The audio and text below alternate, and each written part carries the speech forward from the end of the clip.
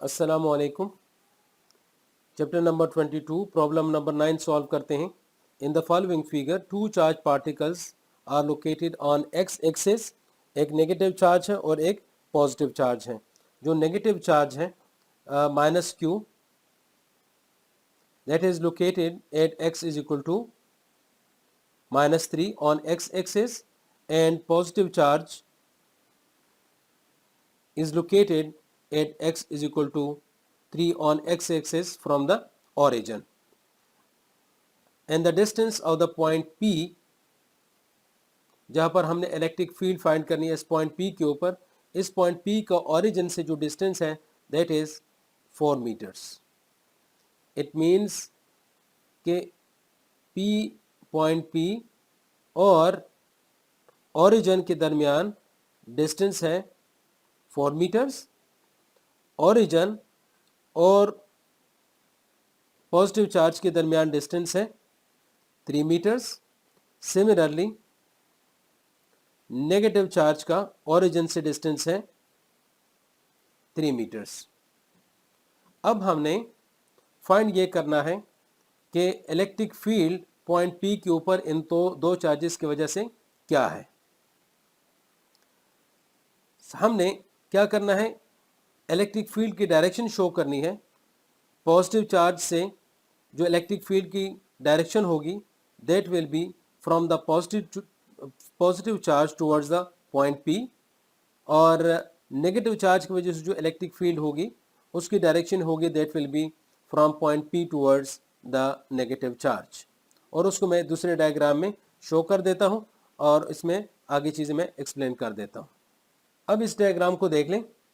ये जो red vector मैंने ड्रॉ किया हुआ है that is the electric field due to the positive charge, और इसको मैं कह देता हूँ कि this electric field is E1. E1 is the electric field due to the positive charge, और E2 will be the electric field due to negative charge. अच्छा, अब हमने ये जो रेड वेक्टर है इसकी लेंथ हमने फाइंड करनी है। इट मीन्स कि पॉइंट P और इस पॉजिटिव चार्ज के दरमियान डिस्टेंस कितना है। यही सेम डिस्टेंस पॉइंट P और नेगेटिव चार्ज के दरमियान भी होगा, क्योंकि ये दोनों लेफ्ट और राइट सेम डिस्टेंस के ऊपर है ओरिजिन से। तो इस वजह से अगर हम एक के लिए इलेक्ट्रिक फील्ड और उनके कंपोनेंट्स फाइंड करें तो वो चीज़ें ट्रू होगी नेगेटिव चार्ज के लिए भी। तो सबसे पहला काम हमने क्या करना है, हमने थीटा यानी डायरेक्शन हमने फाइंड करनी है कि ये जो वेक्टर है ये कितना एंगल बना रहा है एक्स एक्सिस के साथ। तो एज वी नो दैट, दूसरे वाले डायग्राम में देख लें, दिस डिस्टेंस इज 3 मीटर्स और ये जो वर्टिकल डिस्टेंस है that is 4 meters. According to this triangle, अगर हम इस ट्राइंगल को फोकस करें तो इस ट्राइंगल के मदद से हम ये देखते हैं कि थीटा के सामने वाली साइड जो है वो क्या है, परपेंडिकुलर है। ये जो ग्रीन लाइन है ये परपेंडिकुलर है, और जो थीटा के साथ वाली जो साइड है जो 3 मीटर्स है ये हमारे पास इस केस में बेस है। तो अगर हम ये थीटा फाइंड करेंगे तो इसके लिए हमारे पास फार्मूला है tan theta is equal to perpendicular over base. तो परपेंडिकुलर इज 4 मीटर्स और बेस है 3 मीटर्स। मीटर्स और मीटर कट जाएंगे तो हमारे पास थीटा की वैल्यू आ जाएगी, theta is equal to tan inverse 4/3। तो अब हम कैलकुलेटर की मदद से फाइंड करेंगे tan inverse 4 divided by 3, this is equal to 53.13 degrees. तो ये एंगल बनता है 53.13 डिग्रीज। अब हम देखते हैं इलेक्ट्रिक फील्ड इनकी वजह से क्या है। As we know that electric field due to point charge is equal to, यानी ये हम E1 के लिए फाइंड करते हैं तो K Q by R square. तो अब क्योंकि R हमें नहीं पता कि R कितना है, तो सबसे पहले हम r फाइंड करते हैं। इसी ट्राइंगल को अगर हम देख लें, इस ट्राइंगल के अंदर ये परपेंडिकुलर है, ये 3 मीटर्स ये बेस है, और यहाँ पर मैं इसको R1 कह देता हूँ। तो ये R1 हमने पहले फाइंड करनी है। ये जो डिस्टेंस है इस पॉइंट P से चार्ज, पॉजिटिव चार्ज तक, तो ये R1 हमने फाइंड करना है। तो using Pythagoras theorem, as we know that R1 square is equal to base square plus perpendicular square, जो कि वो क्या है 4 square plus 3 square square root. This is 16, 3 square is 9, 16 plus 9 is equal to 25 square root, क्योंकि square root मैंने डाला हुआ है तो यहाँ पर ये स्क्वायर रूट कैंसिल हो जाएगा। तो R1 will be equal to 5। तो R1 इज 5 मीटर्स। तो R1 हमारे पास आ चुका है। तो R1 इतना है तो R2 भी 5 मीटर्स ही होगा, क्योंकि ये सेम डिस्टेंस के ऊपर है ओरिजिन से। तो R1 भी 5 मीटर्स और R2 भी 5 मीटर्स। तो इस तरह से K 9 into 10 power 9 in charge is 3.2 into 10 power minus 19, ये गिवन है, ओवर R स्क्वायर यानी 5 स्क्वायर। अब हम इनको मल्टीप्लाई करते हैं। तो 9 एक्सपोनेंट 9 मल्टीप्लाई 3.2 एक्सपोनेंट माइनस 19, तो ये आ जाता है 2.88 into 10 power minus 9 divided by 25, यानी 5 का square 25। This is equal to, यानी E1 is equal to 1.152 into 10 power minus 10 newton per coulomb. This is E1। और E2 भी सेम होगा, तो इस वजह से मैं कहता हूं कि E1 is equal to E2। तो अब हमारे पास ये दोनों जो इलेक्ट्रिक फील्ड है वो हमारे पास आ चुके हैं, यानी E1 और E2 क्या है, वो सेम है। अब जो कंसेप्ट समझना चाहते हैं वो हम इनके कंपोनेंट्स के साथ अब खेलते हैं।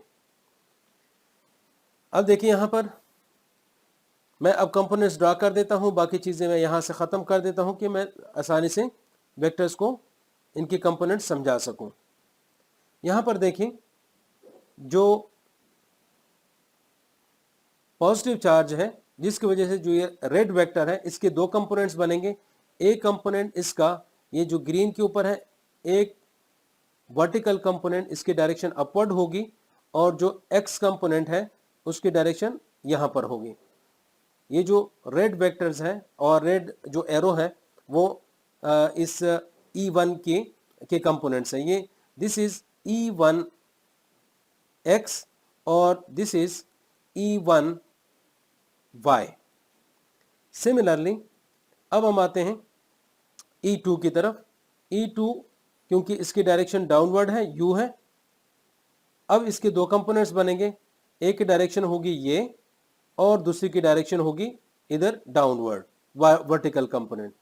ये जो वर्टिकल कंपोनेंट है दिस इज E2y और दिस इज E2x। यहाँ पर हम देख रहे हैं कि जो वर्टिकल कंपोनेंट्स हैं, E1y की डायरेक्शन अपवर्ड है और E2y की डायरेक्शन जो है वो डाउनवर्ड है, यानी इसकी डायरेक्शन डाउनवर्ड है और E1y की डायरेक्शन अपवर्ड है, और दोनों क्योंकि सेम है तो इस वजह से these two components will cancel each other.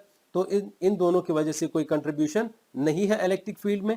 तो इनकी अगर कंट्रीब्यूशन है तो देखें, E1x की डायरेक्शन भी लेफ्ट साइड पे है, ये देखें, और इस तरह से E2 की डायरेक्शन भी सेम है, यानी दोनों की डायरेक्शन सेम है। तो लिहाजा इन दोनों को हम प्लस करेंगे, that will be the net electric field. So net electric field will be the addition of E1x plus E2x। इन दोनों को हम प्लस करेंगे। तो अब हम E1 of x फाइंड करेंगे और E2x फाइंड करेंगे। E1x फाइंड करेंगे, that will be same as A2x, क्योंकि दोनों सेम है। तो लिहाजा सबसे पहले मैं x फाइंड कर देता हूं। तो E1x is E1 cos theta, E1 cos theta. तो E1 हमने फाइंड कर लिया है, that is 1.152 into 10 power minus 10 into cos 53 point, जो एंगल की वैल्यू आ चुकी है वो हमने यहाँ पर डालनी है 53.13। अब हम कैलकुलेटर की मदद से ये सॉल्व करेंगे। Multiplied by cos 53.13, this is equal to 6.912। ये हमारे पास आ गया है E1 of x and this is also equal to E2x, क्योंकि दोनों कंपोनेंट्स सेम हैं। अब E1x और E2x की जब वैल्यूज आ गई हैं, ये वाली वैल्यूज हम ऊपर वाली इक्वेशन में पुट कर देंगे, इस वाली इक्वेशन में। सो जब वैल्यूज पुट करेंगे, this will be equal to E net will be equal to 6.912 into 10 power, यहां पर मैंने नहीं लिखा, into 10 power minus 11 into 10 power minus 11 plus 6.912 into 10 power minus 11, इन दोनों को प्लस करेंगे, that will be equal to 1.38 plus करने के बाद इंटू 10 पावर माइनस 10, क्योंकि इलेक्ट्रिक फील्ड है, इसका यूनिट क्या है, newton per coulomb. So net electric field is equal to 1.38 into 10 power minus 10 newton per coulomb. So this is the final answer.